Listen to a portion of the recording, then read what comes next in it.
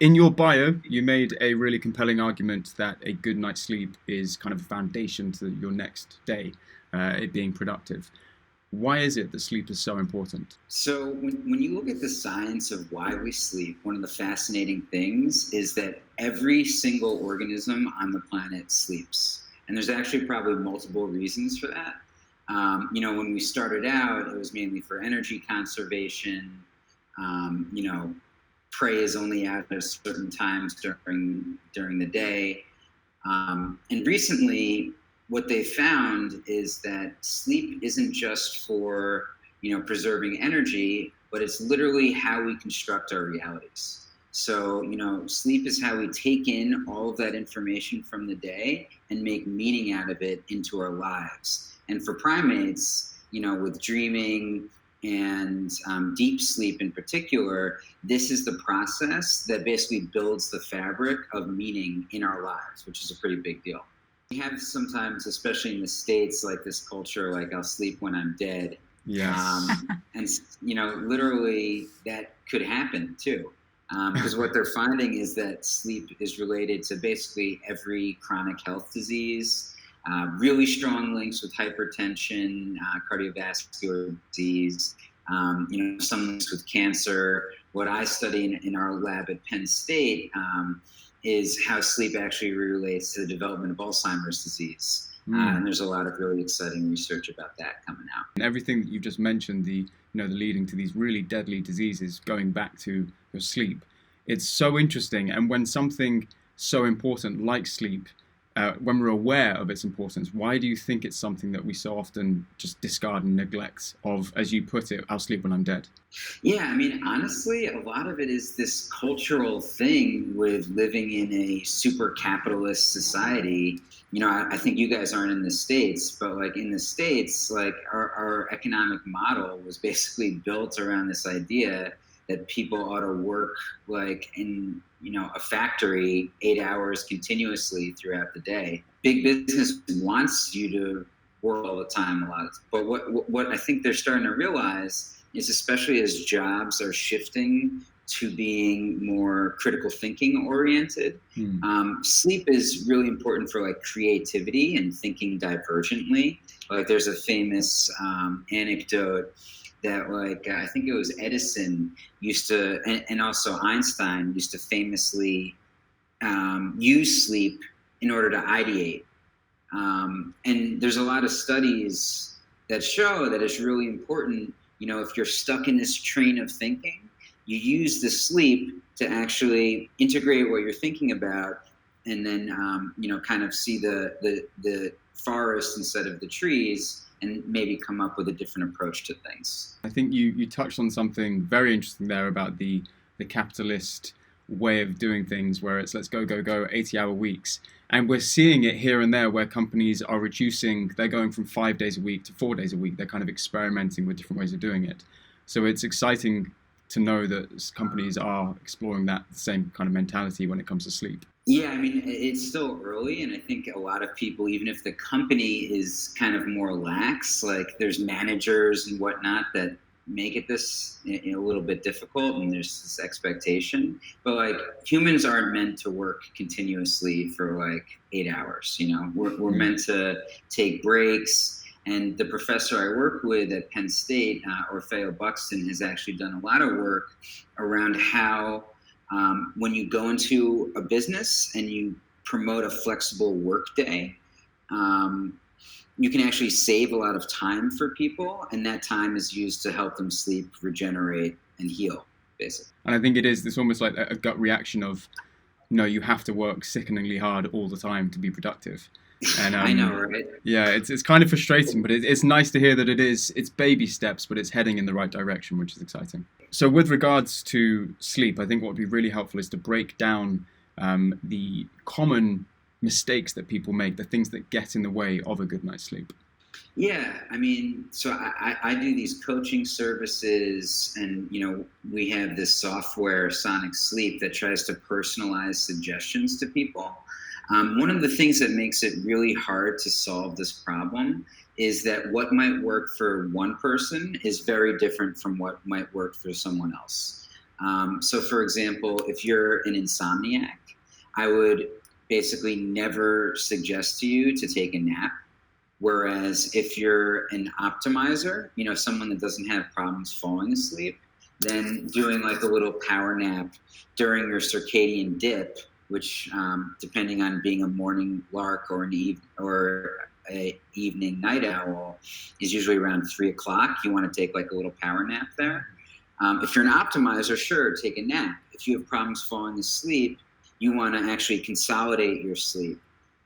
So what I'm trying to express is, and everyone's a little different, like the National Academy of Sleep Medicine has a consensus report amongst the top researchers in the field that humans need 7 hours on a regular basis, but it can actually fluctuate anywhere from 7 hours to 9 hours. And then everyone also has their unique circadian rhythm, which is a 24-hour cycle that dictates when they ought to be alert and when they ought to be tired. And your environmental cues, this German word called Zeitgeber, and it actually means timekeeper. And there's basically external cues such as sunlight that can shift that circadian rhythm. So this is just kind of some sleep science backbone.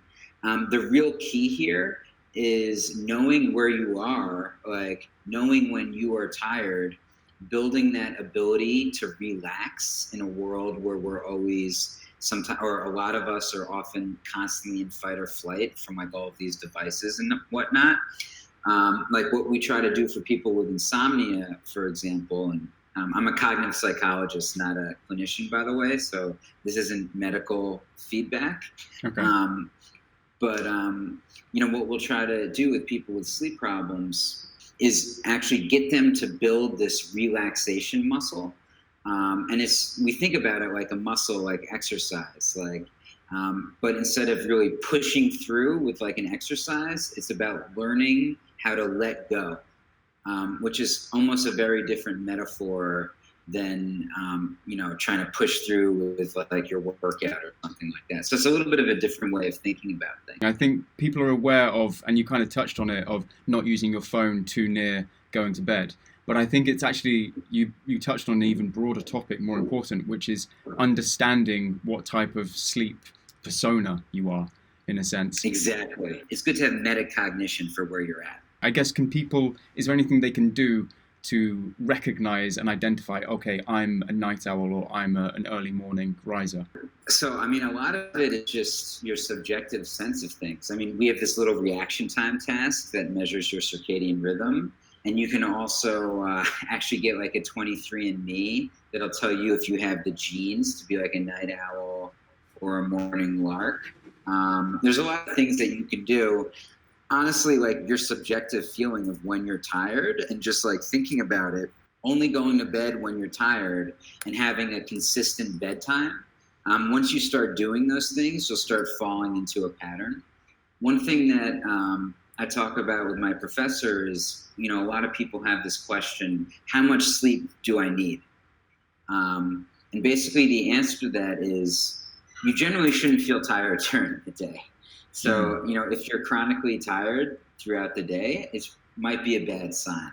Sometimes people, especially like with apnea, for example, which is one of the most prevalent sleep disorders, it basically affects like 10% of the population. It's almost like people it's like a fish in a fishbowl that doesn't know they're in water. And they'll have this horrible quality sleep. Well, they'll wake up as many as 100 times per hour. And they'll have no conscious awareness of this at all. And they won't realize that they have a problem. And then they'll get treated for it, and it's literally like night and day. So sometimes you're really not aware where you're at. But if you're tired throughout the day, that might be a sign that something's wrong. I think it's so interesting that you say that a lot of these things that happen, and we'll touch on your discoveries with the deeper brainwaves later, when it happens at night, you don't really know about it. It's crazy how knocked out you are and not conscious of your your sleep quality or any, like in our lab, like we're literally like poking their brains with sounds. And we do this to understand how sounds impact people's sleep quality, actually, and to administer things like the deep sleep stimulation.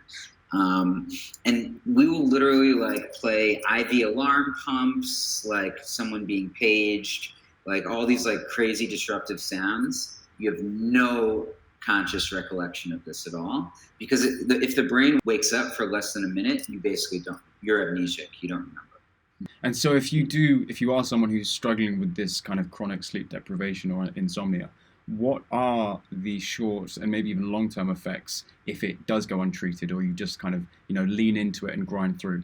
Yeah, I mean, in addition to being kind of a grumpy, mean person, which is personally one of the main reasons why I take my sleep so seriously, is it just makes me a nicer person. And I'd be really curious to see like how many violent crime, like I don't have this statistic, but I would assume that a lot of the problems in our society, like violent crimes, are in some way correlated to people just not healing themselves with sleep. But as I said before, it's literally impacts like every single organ of the body. Like they look to see if there's an impact, and there is an impact. And we really think that sleep is actually probably more important than what a lot of people think as the foundations of health, diet and exercise. Because when you sleep well, you eat less snacky, fatty foods, you have a better workout. I mean, athletes and like high performers have known this for a long time. Like bodybuilders are famous for doing these 12-hour sleep sessions. And I think some famous athletes have recently reported that like sleep is their secret weapon for performance. For something so important, why isn't getting good sleep simpler? Yeah, it's a really complicated problem. And part of the issue is that I make software, but when it comes down to it, I think you need a person at the other end of the line communicating with another person to try to help them troubleshoot what's going on. So the recommended treatment for something like, if you have a sleep problem like insomnia, is actually cognitive behavioral therapy for insomnia. Mm-hmm. That almost never gets done, and that's like a 6-week therapy session with a trained behavioral sleep medicine expert who will walk you through relaxation, stimulus control, sleep hygiene, sleep restriction. It's like a whole cognitive behavioral therapy module. No one does that because it's costly and there's minimal people trained in it. So everyone sort of gets a drug. And actually the most prescribed drug for insomnia is actually an anti-anxiety medication.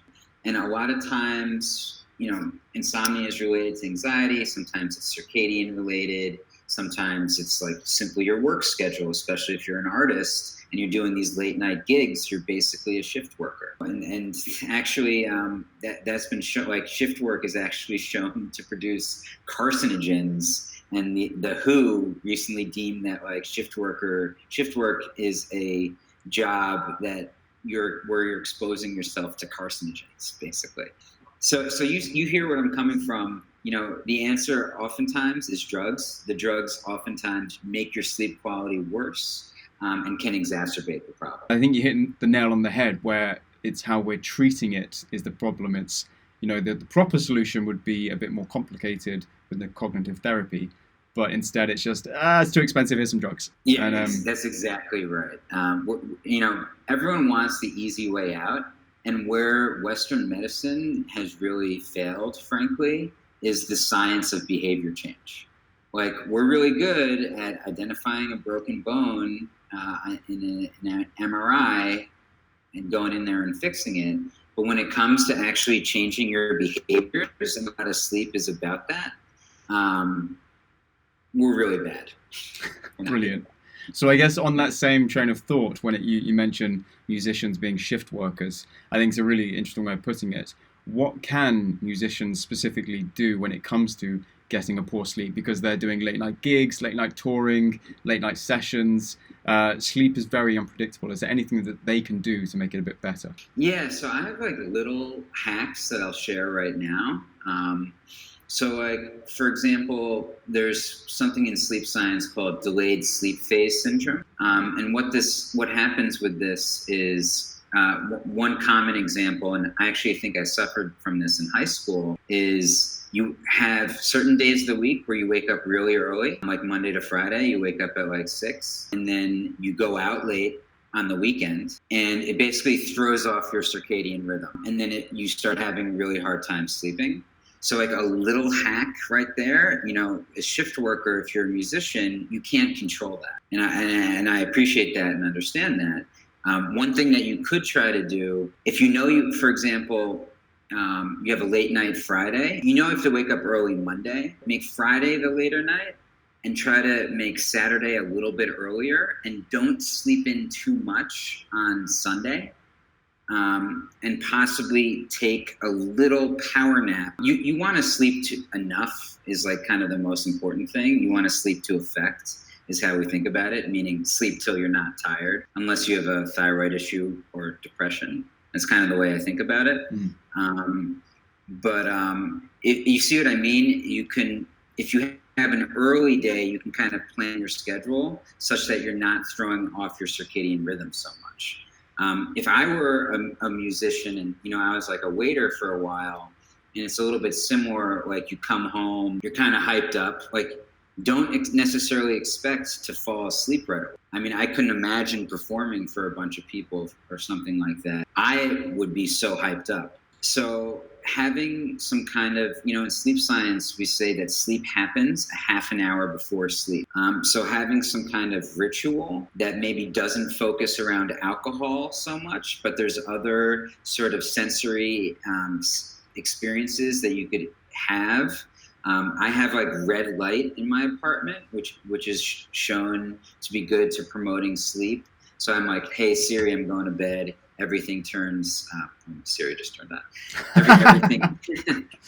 Everything turns red, and then I do this little gratitude meditation, and I take this little concoction. This company that I'm working with right now, called Kin, which has this like 0.25 milligrams of melatonin. There's no scientific evidence that more than 3 milligrams of melatonin is good. And that's another weird thing. Like they're always like pumping like 10 milligrams of melatonin, like more is better, but you're never supposed to take more than 3. Those are a couple quick hacks. It's super interesting. I love your how you put it.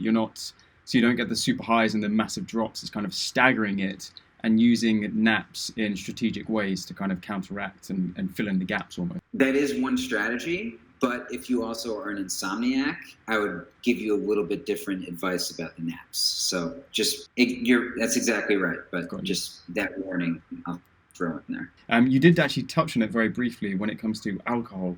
There is this idea that if I have a beer or a glass of wine, I'll sleep better.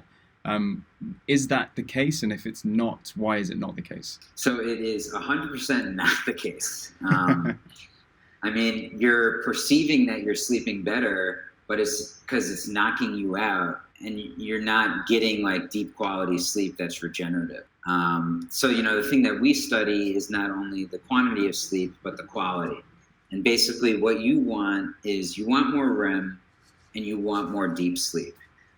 Deep sleep is how we clean out all these like plaques and, it's related to human growth hormone, cell recovery, and dreaming is how we integrate all the information that we take in during the day, basically. What happens when you drink alcohol is you basically reduce your REM, which is not good. Actually, cannabis does this too, maybe not to such a horrible degree, not quite as bad as the alcohol. The CBD is okay, basically. Like for me, for example, like if I were to smoke weed, I would know that I would need like a half hour more of sleep that night because it affects my sleep quality and I'm going to be getting less REM. So I guess going back to understanding how you work, and operating within those parameters. Yeah, and that's why it's so hard to express this in the media. It's like media is always like everyone should get 8 hours and trying to make these like sweeping generalizations, but it's very specific to you understanding yourself. What's the best solution for you? Like I don't have strong opinions on like what relaxes people, for example. I mean, it could be like weird ASRM things, or I do ocean waves and a gratitude meditation, which I find really nice. Progressive muscle relaxation is a big one that they recommend in sleep science, where you basically tense different muscles in your body. And it's nice because it has both a physical aspect to it and a cognitive aspect.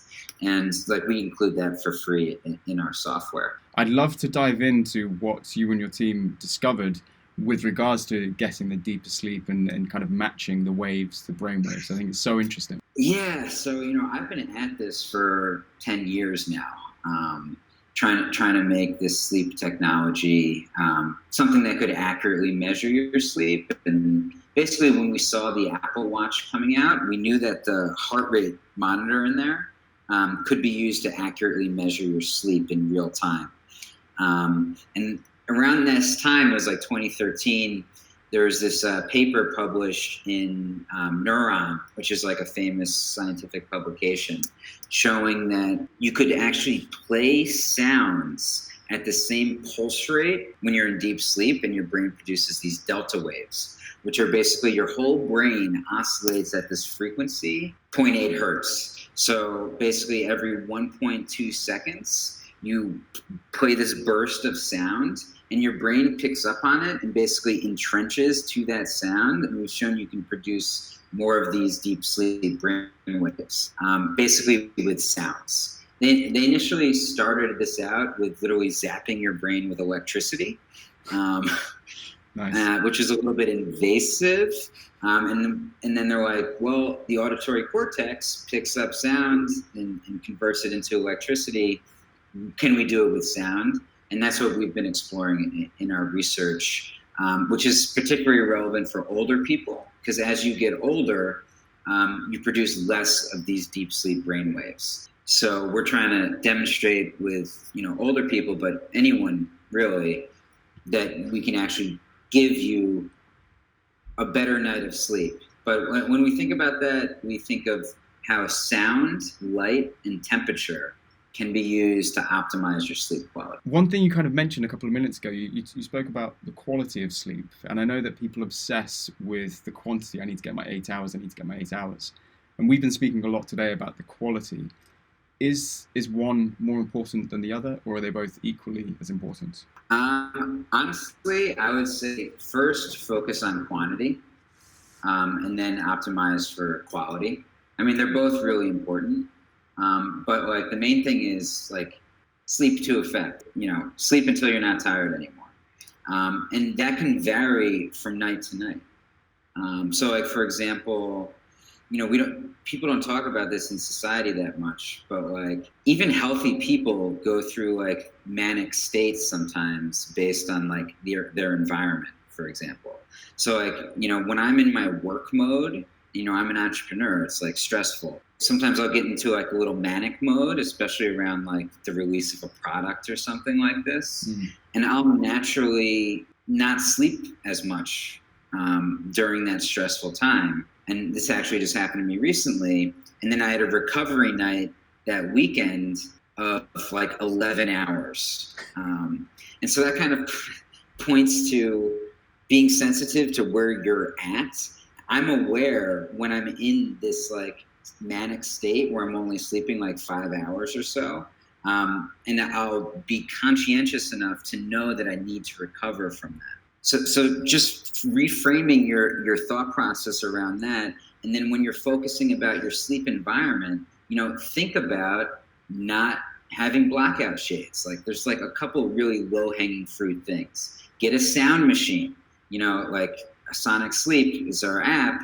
We have a sound machine. It just makes sense to block out noise pollution while you're sleeping. And so that's how I think about it. One thing that did just jump out then, some people have said in the past that you shouldn't You should keep the same sleep schedule all the time, regardless of how late it is. What you're saying makes much more sense. You need to recharge. If you're exhausted, you're going to need to stay in a bit later. Exactly. Yeah. And people sometimes, like, look, having a consistent schedule is good. Like, that's preferable. But first and foremost, sleep to effect. Get enough sleep.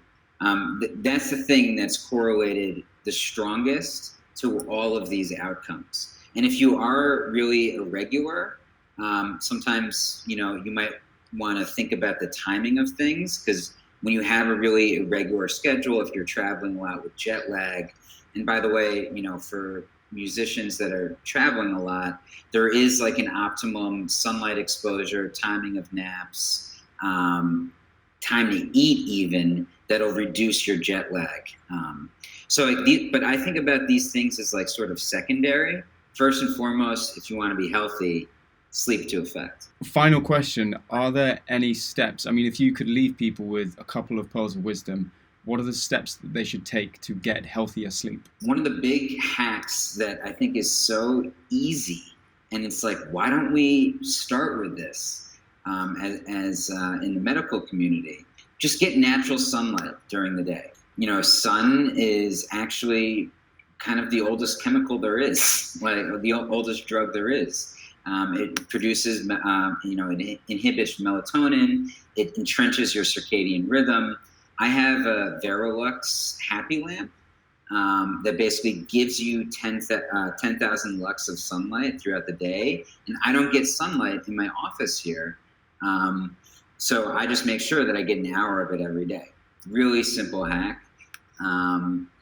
Having a consistent bedtime, having a relaxation ritual, and setting that intention before you go to bed is also actually going to empower you to entrain into your subconscious mind the things that you actually want to entrain from the day. It's like a lot of people like unwind with like watching some like mindless TV or something like that, which is fine. I do it too. But if you really wanted to like get at this and like hack and like improve your consciousness, go to bed with that intention, and you'll actually encode it into your subconscious mind. That was super, super interesting, Dan. Thank you. Cool. That was. I know we've shot over a bit, but greatly appreciated. If you had anything else that you wanted to say about the product or your research, now would be an amazing time. Yeah, so we're working on this software that works with all the best wearables, and it's called Sonic Sleep, and I think it's the most accurate software on Apple Watch to measure your sleep. So you can actually see how some of these changes are improving, or different things in your environment or something impact your sleep quality. Yeah, check it out. And we offer personalized consultations based on the data, because we're trying to create this sort of new way of sleep coaching that's very much human-centered, where we give you personalized suggestions based on your unique situation. This has been incredible, very insightful, and I will make sure that I will forever sleep to effect. I promise. Sleep to effect. That's the Absolutely. takeaway.